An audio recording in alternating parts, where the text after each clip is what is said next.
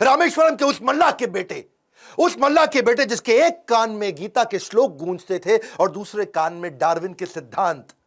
नाव पे तीर्थयात्रियों को रामेश्वरम के मंदिर लेके जाया करते थे, और जब तीर्थयात्री रामेश्वरम मंदिर की परिक्रमा करते थे उतनी देर बैठ के ये फिजिक्स के सिद्धांत पढ़ा करते थे। बिखरी जुल्फों वाले सिर्फ मेरे या आपके नहीं बल्कि पूरे देश के चहेते डॉक्टर एपीजे अब्दुल कलाम की आज बात करेंगे। एपीजे, ए मतलब अबुल उनके परदादा, पी मतलब पाकिर उनके दादा, जे मतलब जैनुल अब्दीन उनके पिताजी, और अब्दुल कलाम वो उनका खुद का नाम। 11वें राष्ट्रपति, 2002 से 2007 जनवादी राष्ट्रपति, पीपल्स प्रेसिडेंट। एक बार की बात है, कॉन्फ्रेंस में एक अंग्रेज ने पूछा कि अब्दुल कलाम कौन है, एक वाक्य में बताइए। तो वहां बैठे एक बच्चे ने जवाब दिया, he is simple Indian who is inexplicable, यानी कि जिसको एक्सप्लेन ही नहीं कर सकते even with the best of the objectives. यानी कि एडजेक्टिव क्या होता है, वो जो नाउन को समझाता हो।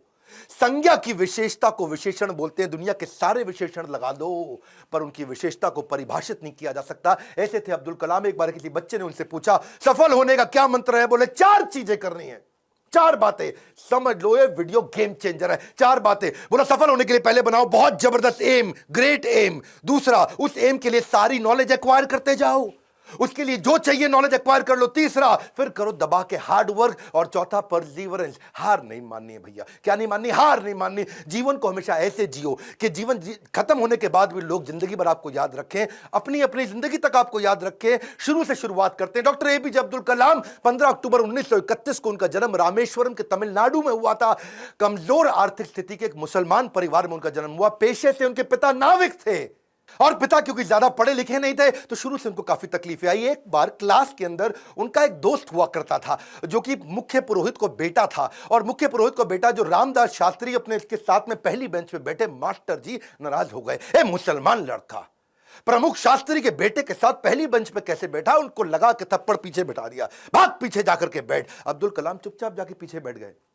और क्या सोचिए, इस घटना पे उन्होंने उस दिन संकल्प लिया, पीछे बैठ के दुनिया बदलूंगा। और पीछे बैठना कोई मायने नहीं रखता, इसलिए वो कहा करते थे देश का सबसे अच्छा दिमाग क्लासरूम की आखिरी बेंच पे भी मिल सकता है। अच्छा, परिवार बहुत बड़ा था, 10 भाई बहन थे, पैसों की कमी तो होनी थी, तो अपने खर्चा निकालने के लिए अखबार बेचना शुरू किया। छोटी उम्र में अखबार क्यों बेचते थे? इनको पता था पैसा तो मिलेगा, लेकिन सारे रास्ते में बेचते वक्त पूरे अखबार को पढ़ जाऊंगा। चलते चलते सारे अखबार को पढ़ जाया करते थे। 8 साल की जब उम्र में थे ना, ये बहुत छोटे थे, इनके गांव से कई किलोमीटर दूर एक मास्टर जी बहुत बढ़िया गणित पढ़ाते थे और बोले सुबह 4 बजे 1 घंटे की क्लास फ्री है, उसी बच्चे को पढ़ाऊंगा सुबह 4 बजे जो नहा धो के आएगा।